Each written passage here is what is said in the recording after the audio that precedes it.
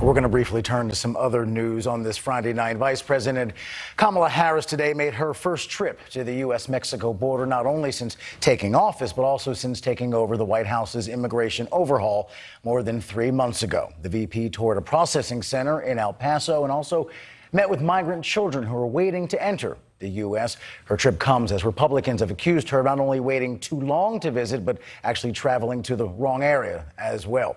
NewsNation's Marky Martin live in Texas tonight covering Mrs. Harris's trip. Marky, what did the VP have to say?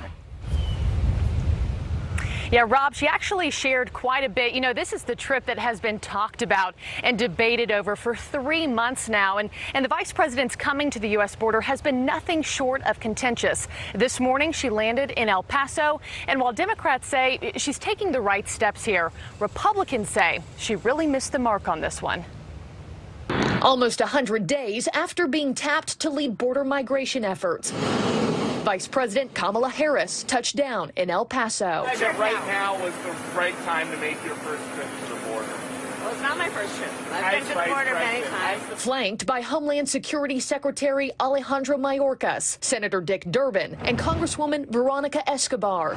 The vice president toured a Customs and Border Protection processing center where agents demonstrated technology used for migrant intake. We've gone from 45 minutes to about 25 minutes per person. Harris also speaking with local advocates, faith-based leaders, and reporters before delivering official remarks. You know, when we have this conversation about what's happening at the border, let's not lose sight of the fact that we're talking about human beings. But the Friday morning trip is possibly the most politically challenging moment of Harris' vice presidency. Her border absence and bypassing the Rio Grande Valley drawing sharp criticism. It's not even fair to say that she's a day late and $1 short. She's nearly 100 days late and 1,000 miles short. In that short amount of time of more than 3 months, there's been more than 500,000 encounters. The announcement of her trip coming just a week after former President Donald Trump and Texas Governor Greg Abbott revealed they'd conduct a joint visit to the southern border at the end of June. Trump saying in a statement, if Governor Abbott and I weren't going there next week, she would have never gone. Interesting timing, Abbott tweeted. Friday morning, White House Press Secretary Jen Psaki saying the administration chose El Paso because of Trump's presidency. It was a base place of where he put in place some of his immigration policies that we felt were so problematic. And so it's a place that has a little bit of historical connection in that regard, and it's an opportunity to draw a bit of a contrast with what we're trying to accomplish. And lastly, just want to share some numbers with you here. According to Border Patrol data between the months of October and May, Border Patrol agents apprehended more than 271,000 migrants in the Rio Grande Valley. Now compare that with just under 114,000 out west in El Paso. You do the math there, that's almost 2.5 times the activity. Adrian. Marky, that is pretty staggering math. So let's go to the Rio Grande Valley now. The newly elected mayor of McAllen, Texas, Javier Villalobos, joins us right now. Mayor, first, congratulations to you. I know you were elected just a few weeks ago. And McAllen has been steadily seeing this flow of people crossing into the U.S. illegally. The National Border Patrol Council criticized the vice president's decision to visit El Paso instead. What are your thoughts? Well, you know, I really would recommend our president. Look, actually, our president or vice president, any congressman or senator, come to the lion's den. It is the Rio Grande Valley. Well, fortunately, we have a lot, I hope, whether it be because of our governor, the Border Patrol. We are kind of orderly, but here in McAllen, we're starting to, in a sense, it's starting to be a little more urgent. We need Congress, we need the president, our vice president to act. And yes, I would love to have our vice president visit us over down here. Vice President Kamala Harris has been very clear that her focus is on addressing the root causes in countries like Guatemala and El Salvador as to why people are coming. They're compelled to make this dangerous trek to come here. The process of how people have been entering has been a debate. What kinds of resources are you talking about, and what would you say is a proper reactive measure to so many people crossing the border?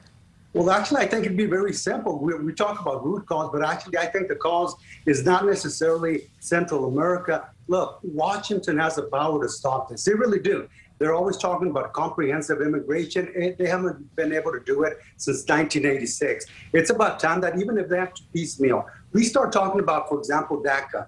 Look, let's start taking a piece. Let's start taking about the guest workers. Let's take care of another piece. Let's start finally doing something. But until Washington acts and so that people in Central America and other areas know that we're serious about our borders, we're going to continue having this problem. So it is not a municipal responsibility. It's our federal government's responsibility. We are acting. We're doing what we need to do.